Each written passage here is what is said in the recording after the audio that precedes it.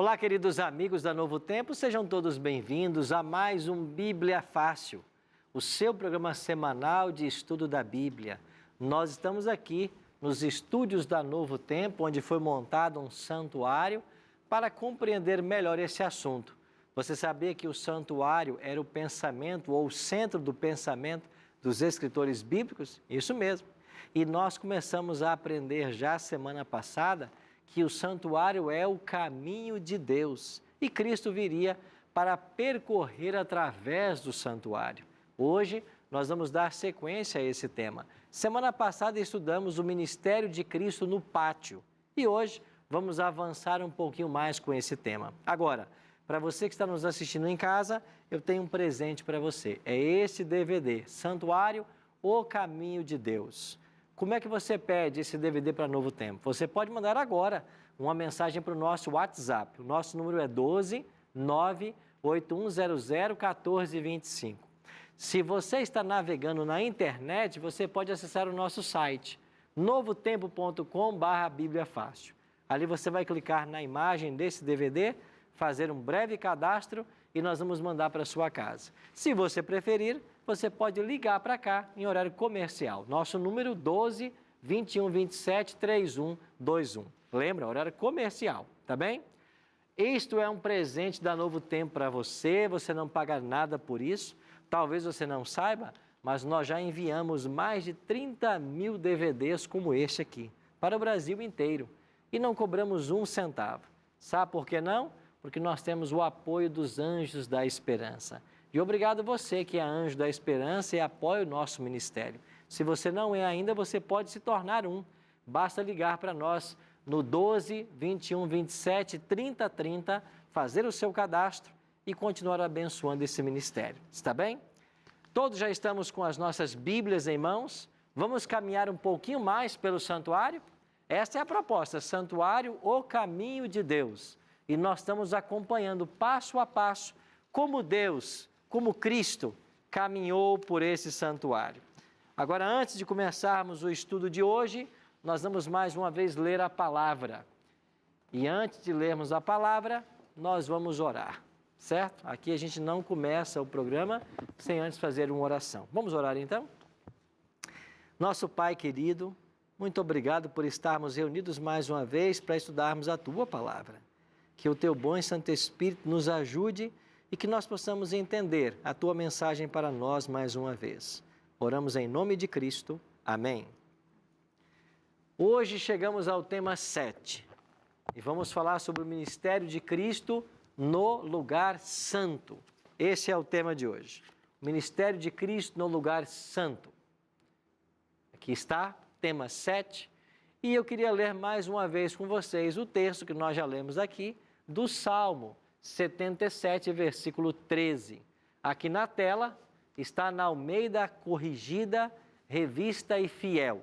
E nessa versão diz assim: o teu caminho, ó Deus, está no santuário. Que Deus é tão grande como o nosso Deus? E aqui está em destaque a palavra hebraica bakodes, que pode ser traduzida e na maioria das vezes, grande maioria das vezes, é traduzida no Antigo Testamento como santuário. Então você pode ler o Salmo 77, 13, o teu caminho, ó Deus, está no santuário. Deus, de uma forma pedagógica, através do santuário, ensinou o plano da salvação para o povo de Israel. E nós estamos estudando aqui, fazendo uma alegoria de como Cristo caminhou pelo santuário.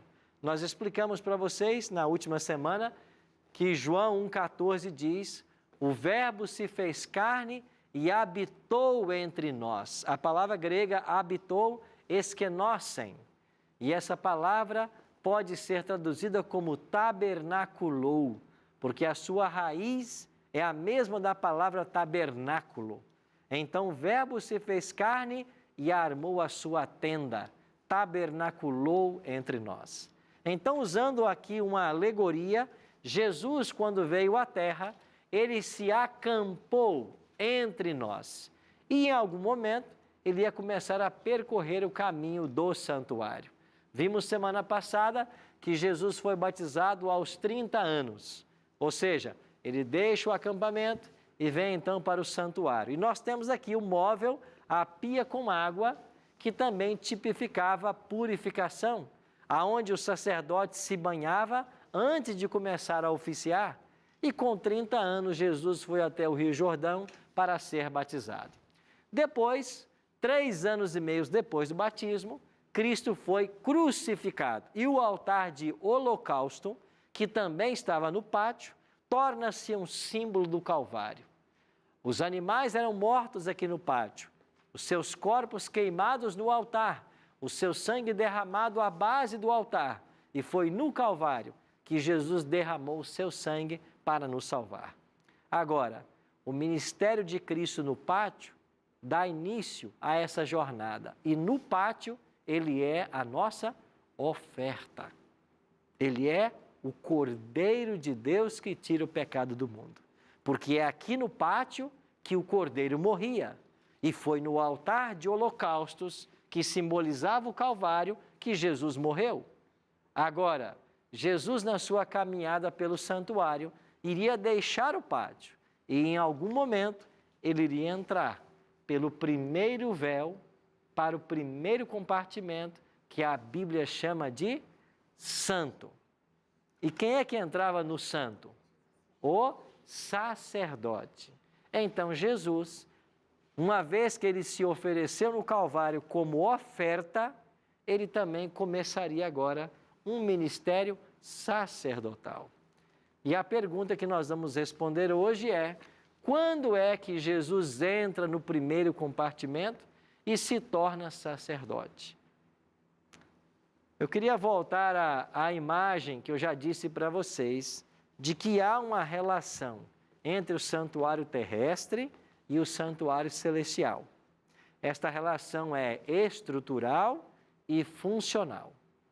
A relação é estrutural porque o santuário terrestre foi construído por Moisés de acordo com o modelo que ele viu no monte. E o modelo que ele viu no monte foi o santuário celestial. Agora, nós já aprendemos que no santuário terrestre havia aqui uma pia, um altar de holocausto, e no santo nós explicamos para vocês que havia uma mesa com 12 pães, um altar ou um candelabro e havia o altar de incenso. E no Santíssimo, a Arca da Aliança. Por que que aqui na terra havia todos esses móveis? Certamente porque no céu também existem esses móveis. E você quer ver a prova bíblica para isso?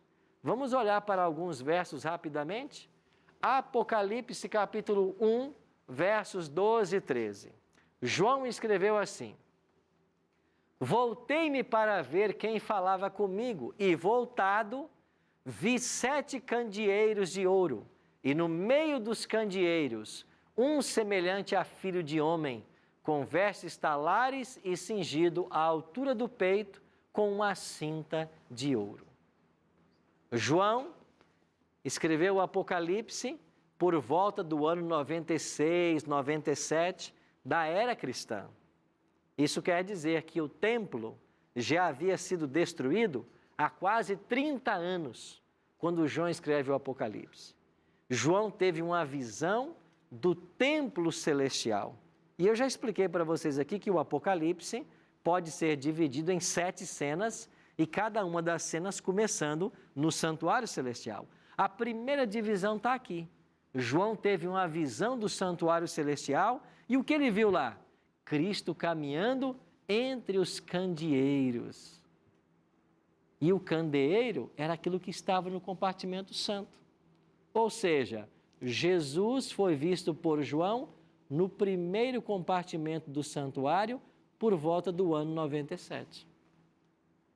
Ele já estava lá. E a correspondência estrutural é que aqui na terra havia também um candeeiro, mas Jesus foi visto entre os candeeiros no céu.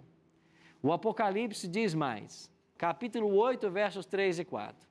Veio outro anjo e ficou de pé junto ao altar, com um incensário de ouro, e foi-lhe dado muito incenso para oferecê-lo, com as orações de todos os santos, sobre o altar de ouro que se acha diante do trono. E da mão do anjo subiu à presença de Deus a fumaça do incenso, com as orações dos santos. Qual é o outro móvel que João viu no santuário celestial? O altar de incenso, aonde o incenso era queimado.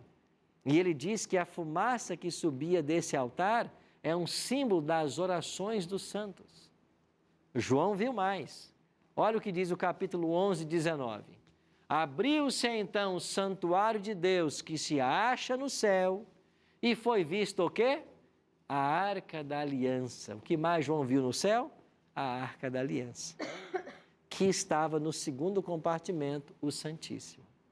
Você percebe que o santuário terrestre foi copiado do celestial e é por isso que esses móveis aqui estavam? Então, isso nós chamamos de correspondência estrutural. É uma relação que há entre os dois santuários.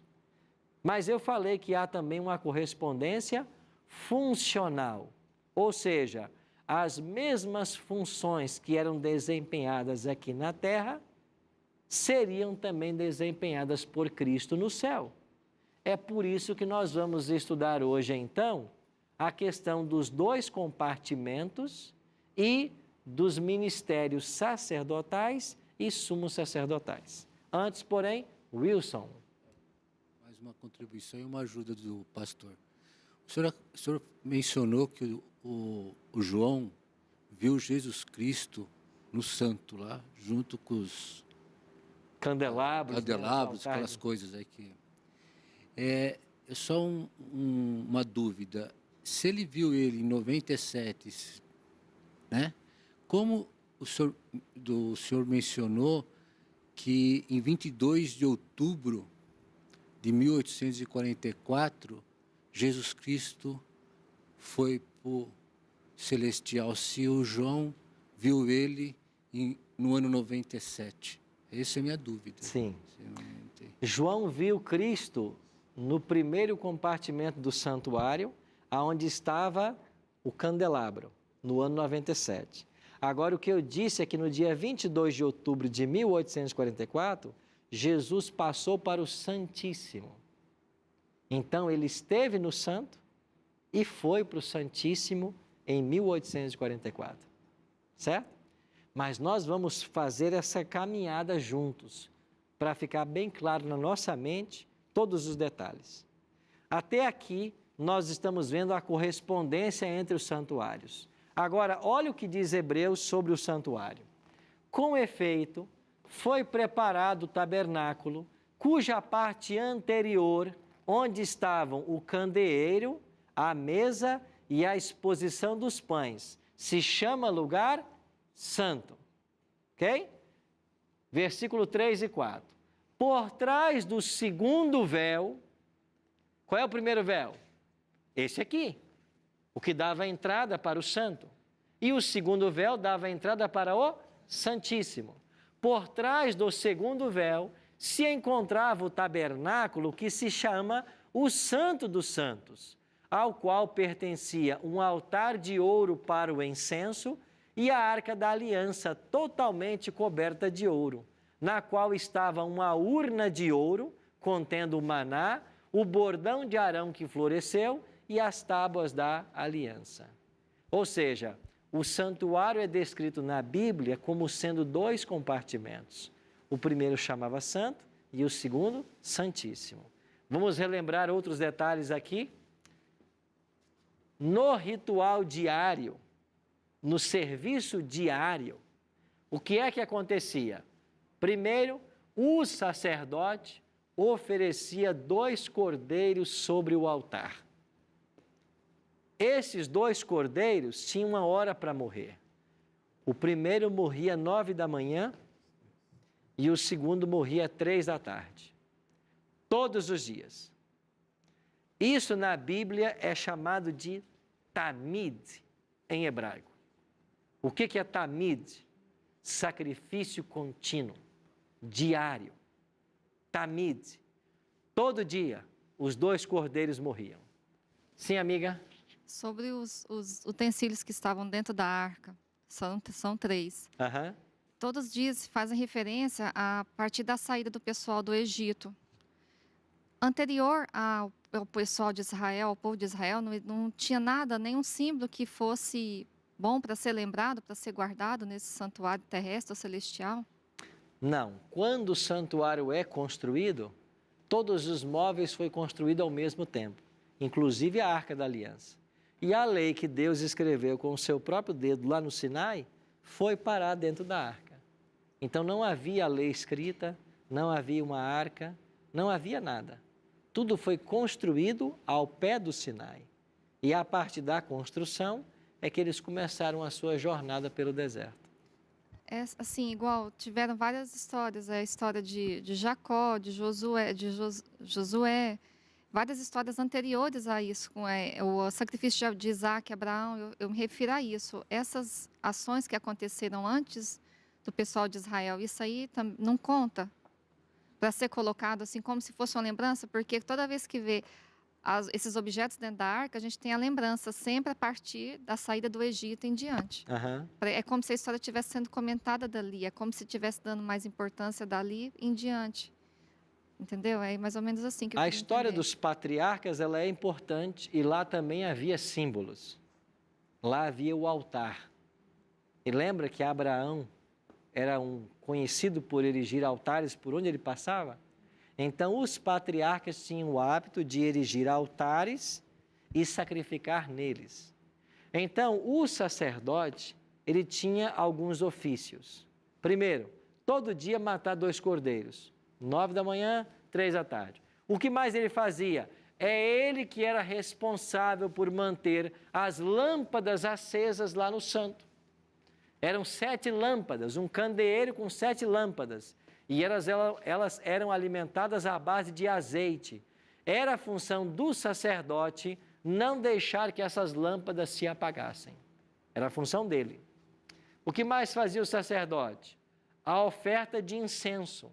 Ele entrava todo dia lá no santo com incenso aromático e no altar de incenso ele queimava o incenso para trazer um aroma suave. Ele trocava os pães da proposição a cada sábado e ele também era responsável por receber aqui os pecadores que traziam seus animais para então serem sacrificados. Ou seja, desde o amanhecer até o entardecer, o santuário era um local de extrema atividade. Muita gente trabalhando.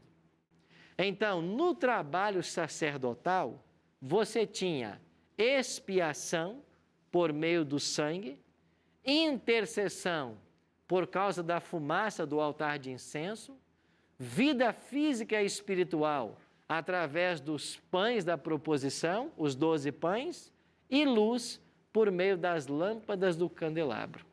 Tudo isso era oferecido pelo sacerdote.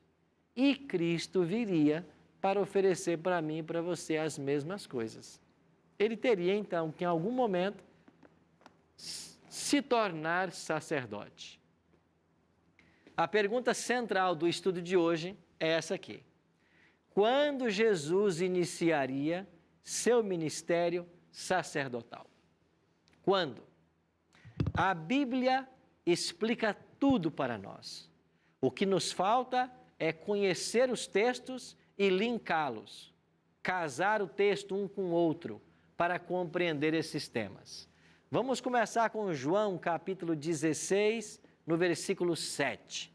Olha o que disse o próprio Cristo em João 16, 7. Mas eu vos digo a verdade, convém-vos que eu vá, porque se eu não for, o Consolador não virá para vós outros. Se, porém, eu for, eu vô-lo enviarei. Por que era conveniente para os discípulos que Jesus fosse para o céu? Porque Jesus iria assumir o seu ministério sacerdotal em prol deles. E, ao ir para o céu, ele enviaria o Espírito Santo. Enquanto Cristo estava com os discípulos, a sua presença física era sentida. Mas se ele estivesse com João em Jerusalém, ele não podia estar com outro discípulo lá na Galileia. Por quê? Porque Jesus, enquanto Deus homem, estava preso a um corpo. E durante esses 33 anos, Jesus não fez uso da sua onipresença. Ele não deixou de ser onipresente. Ele não deixou de ser onipotente, nem onisciente. Mas ele não fez uso dos atributos divinos enquanto encarnado. E nós temos agora Atos 2, 32 e 33. A este Jesus, Deus ressuscitou, do que todos nós somos testemunhas. Exaltado, pois, à destra de Deus, tendo recebido do Pai a promessa do Espírito Santo, derramou isto que vedes e ouvis. O autor está dizendo para nós que quando Cristo foi glorificado nos céus, à direita de Deus Pai, ele enviou o Espírito. O que vocês estão vendo aqui no dia de Pentecostes, estamos em Atos 2, né? Os discípulos pregando em várias línguas. O que vocês estão vendo aqui é o que Jesus prometeu. Ele foi exaltado à direita de Deus Pai. E ele recebeu a promessa do Espírito. E ele enviou para vocês. Você percebeu aonde a Bíblia está nos levando? Ela está associando a entronização de Cristo no santuário com o derramamento do Espírito Santo. Então, a prova de que Jesus foi entronizado no santuário e começou a oficiar como sacerdote é a dádiva do Espírito Santo. Esta é a prova de que ele está agora no santuário, à direita de Deus. Avancemos. Você se lembra da festa das primícias que nós estudamos aqui semanas atrás? Quando os primeiros grãos eram colhidos, levados até o santuário, para que aqui, diante do altar de holocausto, o sacerdote movesse esses molhos de trigo, de cevada, dos cereais. Esta festa das primícias, os primeiros frutos, nós aprendemos aqui que elas apontavam para que cena do ministério de Cristo? Ressurreição de Cristo. Daí vem Paulo e diz que Cristo é as primícias dos que dormem. Estão lembrados disso? Então, a festa das primícias apontava para a ressurreição de Cristo. E nós explicamos aqui que das 7 festas celebradas em Israel, 2 não tinha data no mês, porque elas tinham que acontecer num domingo. Justamente a festa das primícias e a festa dos Pentecostes, que estavam separados por quantos dias? 50. Nós vamos para um breve intervalo. Daqui a pouquinho eu volto para explicar claramente para você por que essas festas eram celebradas no domingo e não tinha dia no mês marcado fixo e por que elas estavam separadas por 50 dias. Daqui a pouquinho a gente volta.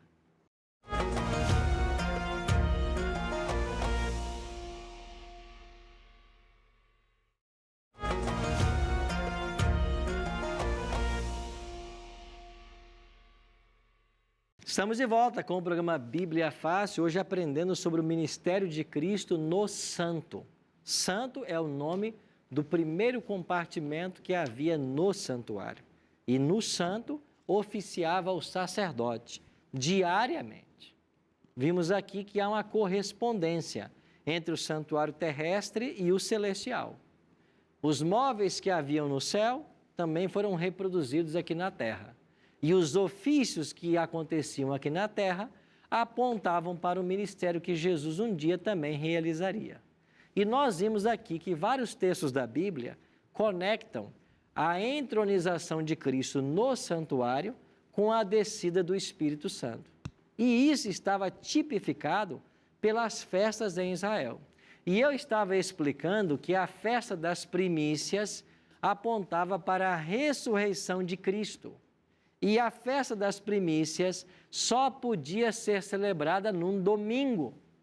Olha que interessante. E por que só era celebrada num domingo? Porque Deus, na sua agenda, marcou para que Jesus ressuscitasse num domingo. Agora, a festa do Pentecostes, ela acontecia 50 dias depois da Páscoa. Então, você tinha a festa da Páscoa, no domingo a festa das primícias, 49 dias eram contados e no dia 50, no 50º dia, né, viria então a festa dos Pentecostes. O que aconteceu na festa de Pentecostes lá em Atos capítulo 2? Deus enviou o seu Espírito. Então Jesus havia dito, se eu não for, o Espírito não virá. Se o Espírito veio, é porque ele foi.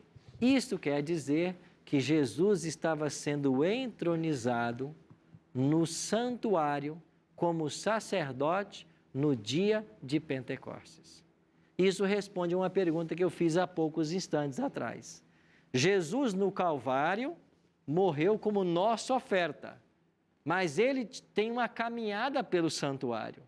Quanto tempo então levou Cristo para sair do Calvário e entrar no primeiro compartimento? Desde a sua ressurreição, 50 dias. Então ele ressuscita num domingo e 50 dias após, que também vai dar num domingo, ele está sendo recebido no santo do santuário celestial. E é naquele dia que ele envia o Espírito Santo. Sim, Samantha? Pastor, eu queria saber, a gente escuta muito umas línguas diferentes nas igrejas, né? E dizem que as pessoas que são batizadas com o Espírito Santo conseguem falar com essas línguas. No caso, se eu não falar com essas línguas, se eu não tiver esse discernimento, eu não sou batizada, significa que eu não sou batizada com o Espírito Santo? Como que a gente faz para ser batizada? Ok. Todos nós devemos buscar pelo batismo do Espírito Santo. Jesus disse em João, capítulo 16, que quando o Espírito Santo viesse, ele nos convenceria do pecado, da justiça e do juízo. Todo mundo, para ser convencido do pecado e passar pelo processo da conversão, tem que receber a influência do Espírito Santo. Então, quando nós nos convertemos, significa que o Espírito Santo já está em nós, porque é ele que nos leva à conversão. Agora, não tem na Bíblia essa história de que quem tem o Espírito tem que falar línguas. Não. Eu tenho na Bíblia cerca de 30 dons espirituais. Paulo faz essa relação, né? 1 Coríntios 12, Romanos 12, Efésios 4. Aí são as 3 listas paulinas dos dons espirituais. Ou seja, o dom espiritual, quem dá é Deus. É Cristo, na realidade, que distribui isso na igreja. Então, quando uma pessoa tem o Espírito traz consigo também os dons. Que dons? O que o Espírito achar que a pessoa deve ter.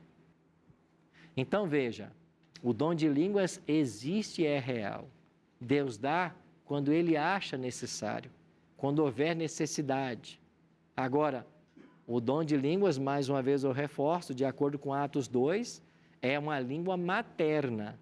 É a capacidade sobrenatural que Deus dá ao crente de falar uma língua com a qual antes ele nunca teve contato. Por exemplo, você está dentro de um avião e senta do seu lado um chinês. E você não sabe uma palavra em chinês. Mas Deus quer usar você para alcançar aquele cidadão. Então, Ele pode te dar o dom. Certo? Agora, o Espírito Santo, ele é necessário para a conversão. Então, toda pessoa que se converte é porque já recebeu o Espírito. E o que é o batismo no Espírito Santo? É o batismo é a plenitude dele e tem que ser diário. Sabe por quê? O batismo de ontem não serve para hoje. Eu tenho que diariamente estar sendo batizado, diariamente estar recebendo o Espírito. E qual é a prova maior que alguém tem o Espírito de Deus? João 13:35. Nisto conhecereis que sois de fato meus discípulos, se tiverdes amor uns para com os outros. Qual é a maior evidência de que alguém é um seguidor de Cristo? Que alguém tem o Espírito? Quando ele ama. Quando ele ama. Agora, se a pessoa não ama, ela não tem o Espírito. Sim, minha amiga? Eu tive lendo agora, não me recordo que livro, que para você ter os dons espirituais do Espírito Santo, você tem que estar cheio do Espírito Santo. E para estar cheio do Espírito Santo, você tem que viver uma vida grenada entre a palavra do Senhor e as orações. Isso é verdade mesmo? É verdade. Agora tem um texto na palavra de Deus que nos ajuda muito. A Bíblia diz assim: Deus não outorga o seu Espírito aos desobedientes. Deus dá o seu Espírito àqueles que obedecem. Então veja, quer ser cheio do Espírito, você tem que ter contato com Deus através da oração, através do estudo da palavra, através do testemunho cristão e, sobretudo, através da obediência à palavra. Então, se você sabe que mentira é pecado e você insiste na mentira, você não pode ser cheio do Espírito. Se você conhece algum ensinamento da palavra e você não pratica, você não pode ter o Espírito, porque Deus não outorga o seu Espírito àqueles que desobedecem. Então, é Deus que dá o seu Espírito para que nós obedeçamos. Isso tem que haver a disposição humana, porque o Espírito não atropela ninguém, ele não arromba a porta do coração, ele tem que ser convidado. Por isso que a gente tem que convidar, nós temos que orar pelo Espírito. Porque quando você é um crente em Cristo, você passa a fazer parte de uma comunidade. Nessa comunidade, temos que ter vários dons, porque é assim que a comunidade se equilibra. Então, Deus dá para esse um dom, para aquele um dom diferente, para aquele outro dom, para que o corpo de Cristo seja forte. Agora, se eu ficar ensinando aqui que em toda igreja todo mundo tem que falar línguas, e os outros dons? Qual vai ser a utilidade de todo mundo ficar falando línguas? E outra, uma língua que ninguém entende? Está edificando quem? Não, pastor, porque quem fala edifica a si mesmo. Edifica nada, se você não está entendendo. Escuta, para haver edificação, tem que haver conhecimento, tem que haver aprendizado. Não há edificação sem aprendizado. E você não pode aprender se você não está entendendo. Então, se você fala uma língua que ninguém entende, nem você mesmo, como é que você está sendo edificado? Isso é impossível. Nós somos edificados pelo conhecimento da palavra. É por isso que tem que ser Bíblia, tem que ser Bíblia. O que a palavra está dizendo? Essa história de chegar na igreja, hoje eu tenho uma revelação. Quem é você para ter revelação? Você está inventando.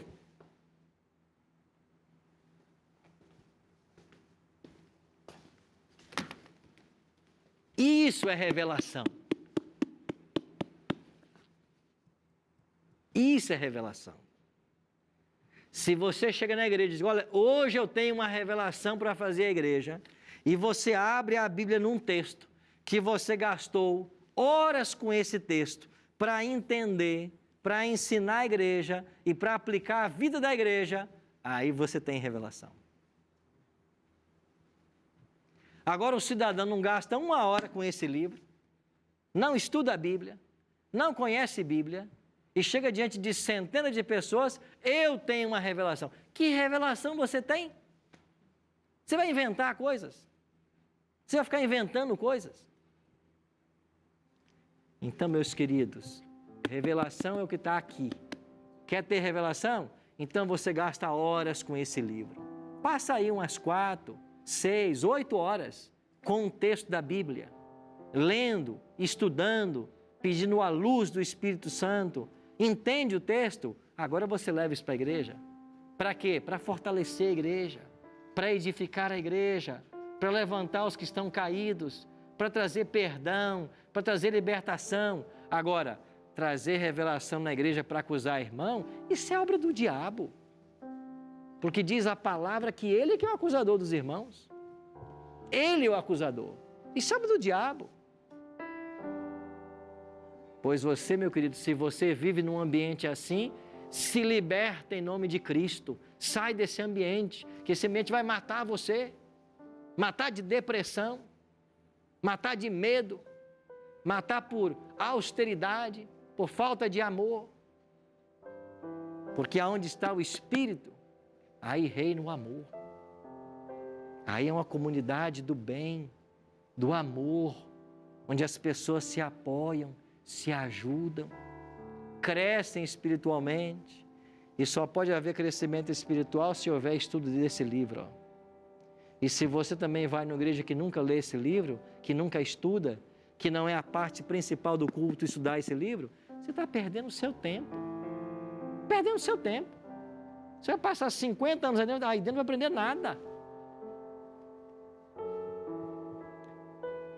Então Cristo deu o Espírito para nós. Por quê? Porque Ele foi entronizado no Santo. E Ele começou aqui agora uma obra sacerdotal. Quando? No dia de Pentecostes. Aí sabe o que nos diz a palavra de Deus? Que o envio do Espírito Santo é uma clara evidência de que Jesus foi entronizado no santuário celestial. E olha o que diz agora a palavra de Deus. Hebreus 9, 24. Porque Cristo não entrou em santuário feito por mãos, figura do verdadeiro, porém no mesmo céu, para comparecer agora por nós diante de Deus. O que Hebreus 9, 24 está dizendo? Que Jesus foi para o santuário celestial. Você está me assistindo aí em casa? Você fica aí duvidando que existe santuário no céu? Fica dizendo que essa história de Cristo ir para o santuário é invenção dos adventistas. Irmão, leia a palavra. Leia a palavra. Olha o que está dizendo Hebreus 9, 24. Cristo entrou num santuário não feito por mãos, mas no céu. Agora, para comparecer por nós diante de Deus. Cristo foi para o santuário. Ele começou um ministério, o quê? Sacerdotal. Porque ele está até nesse momento, no primeiro compartimento do santuário. Ele subiu no dia de Pentecostes. 40 anos depois, João viu ele lá, andando entre os castiçais. Apocalipse 1, 12, nós lemos aqui hoje. Aí vem você dizer que é invenção de adventista? Vai ler a palavra, irmão. Gasta tempo com a palavra. Não fica reproduzindo ideia que você ouve por aí, não. Vai ler a palavra. E sabe por que Jesus, quando entrou no santo, se tornou advogado? Porque a palavra diz, olha o que João escreveu, filhinhos meus, essas coisas vos escrevo para que não pequeis. Todavia, se alguém pecar, nós temos um advogado. Quem é ele? Jesus Cristo justo. Nós temos um advogado junto ao Pai. Aonde está esse advogado? No santuário do céu. Você está entendendo a diferença de conhecer a palavra? Não é ficar sendo um mero reprodutor de ideias humanas, do que você lê superficialmente na internet. Vá para a palavra. Vá para a palavra. Você quer ser liberto? João 8,32. Conhecereis o quê? A verdade vos libertará. Agora, se você não quiser conhecer a verdade, você pode. Você pode. Continua do jeito que está. Não estuda, continua. Aí você vai ser enganado por qualquer um aí na esquina. Qualquer um que se levantar vai enganar você, você não conhece a palavra. E sabe o que eu tenho visto? Pessoas formadas, médicos, advogados, gente pós-graduada, gente com mestrado, com doutorado, com livre docência e que não sabe nada de Bíblia, se preparou tanto na vida, qualquer um aí na esquina derruba eles na Bíblia. Qualquer um aí ensina qualquer coisa e eles aceitam. Por quê? Porque estudaram muitas coisas, mas são neófitos no conhecimento da palavra. E sabe o que é mais engraçado? Parece que quanto mais a pessoa aprende de uma área do conhecimento humano, mais ele se sente um Deus e acha desnecessário a Bíblia. É por isso que facilmente é enganado. Então você quer a verdade da Bíblia? Jesus foi no dia de Pentecostes para o santuário celestial começar o seu trabalho como sacerdote. Mas pastor, ele havia entrado antes lá? Havia. Lembra que ele disse para Maria Madalena, mulher, não me toques porque ainda não fui ao Pai? E depois ele disse, Tomé, põe aqui o teu dedo? Então, quando Cristo ressuscita, ele vai para o santuário celestial e volta para a terra. E o que ele foi fazer no santuário celestial? Ele foi inaugurar o santuário celestial. Então, a inauguração do santuário, que aconteceu no Santo dos Santos, na presença do próprio Deus, foi logo após a ressurreição. Mas a entrada definitiva de Cristo para atuar como sacerdote foi no dia de Pentecostes. E ele vai ficar lá até quando? Semana que vem eu vou te dizer. Hoje não. Semana que vem você vai aprender. Até quando ele ficou no santo? Semana que vem. E a gente passa 30, 40, 50 anos numa igreja e não aprende isso? Estamos aprendendo o quê? Ah, pastor, um monte de língua estranha. Ah, pastor, é um tal de mover do Espírito. E cai um aqui, cai outro ali. Eu nunca vi Espírito derrubar ninguém. Quem derruba é o diabo. O Espírito ergue. Põe isso na sua cabeça. Quem derruba é o diabo. O Espírito ergue. Quando você vai num movimento e está todo mundo caindo e rolando, meu amigo, isso não é o Espírito Santo, não. Que o Espírito de Deus não faz isso, não. O Espírito de Deus te ergue, não derruba ninguém. Quem derruba e engana é o diabo. Na igreja tem que haver reverência, silêncio, para o estudo da palavra e para o aprendizado. Porque é assim que nós somos edificados. É assim que a gente vai crescendo dia a dia, até que um dia, pela graça dele, sejamos a estatura perfeita como é Cristo Jesus. O trio Discípulos vai cantar para nós mais uma vez agora. Enquanto eles cantarem, eu queria que você pensasse. Jesus então entrou no santuário celestial, sacerdote, ano 31. Nós temos um advogado, ele pode ajudar hoje o meu caso? Pode. Pensa nisso. E lembre-se, eu e você só temos uma saída. Qual é? Nos lançarmos aos braços de amor de Jesus. Porque sem Ele não há saída. Ele é a única saída. Pensa nisso. Se o Senhor manda seguir,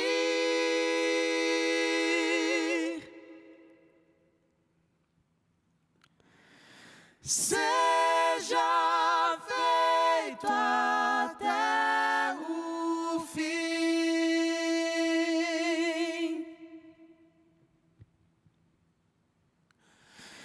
Jogo a rede ou vou pregar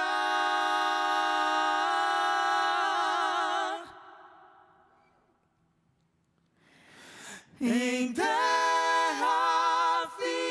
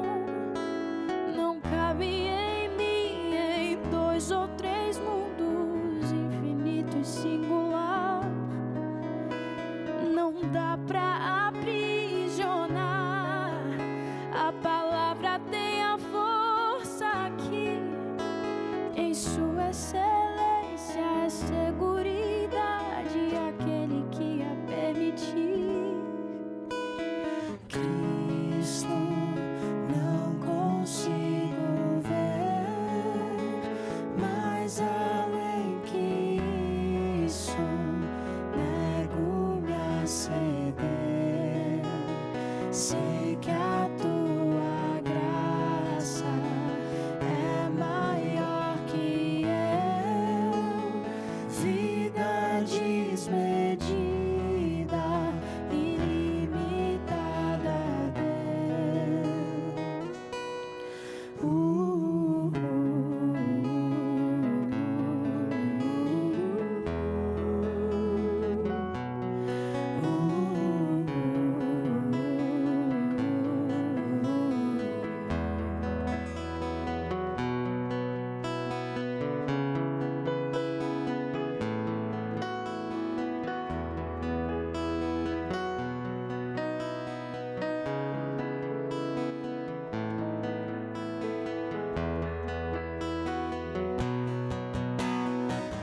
Eles pensaram que me fariam recuar. A glória é pesada e a tribulação É leve e já vai passar. Tudo que acontece a mim fará com que o meu Senhor seja conhecido. Mais vale tua vida em mim do que a minha dor. Cristo, não consigo ver mais além que isso. Nego-me a ceder. Sei que a tua graça é maior que eu, vida desmedida, ilimitada deu.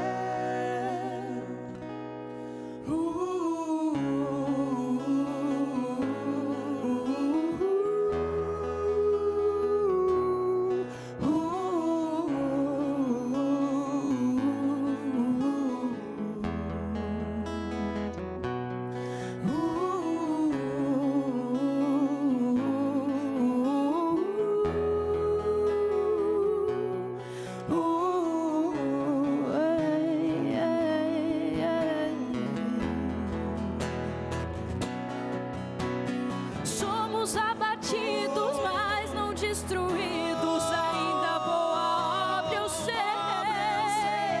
Seu amor é o primeiro e o último em tudo que farei. Somos perseguidos, mas não desamparados. Por na sua cruz. Esperança é rompe no sangue de Jesus.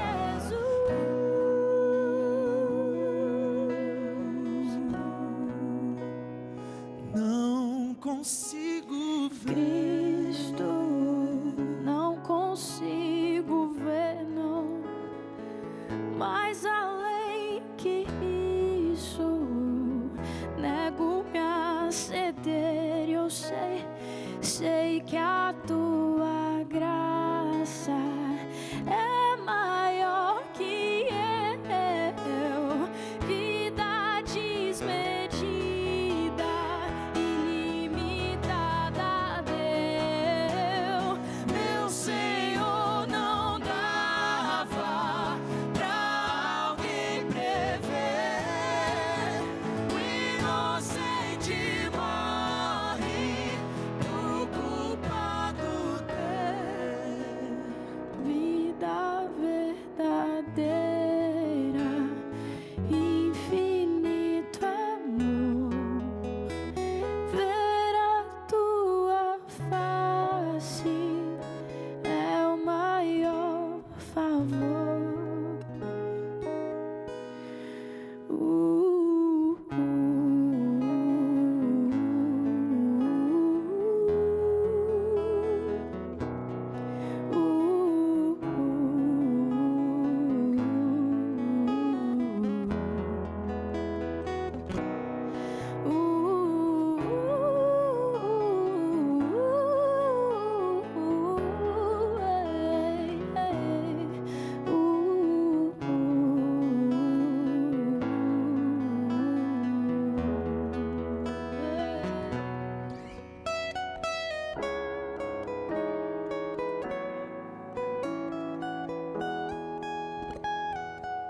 Fica aqui comigo, discípulo. Fica aí, Rafael.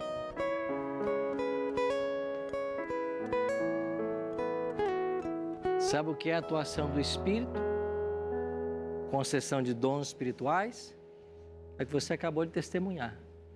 Esses garotos, com essa voz tão linda, louvando a Deus e falando dos valores da palavra.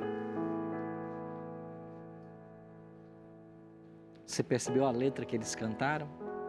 Bíblica. Daniel foi embora, né? Um abraço, viu, Daniel? Está em Atlanta, né? Nos Estados Unidos, né?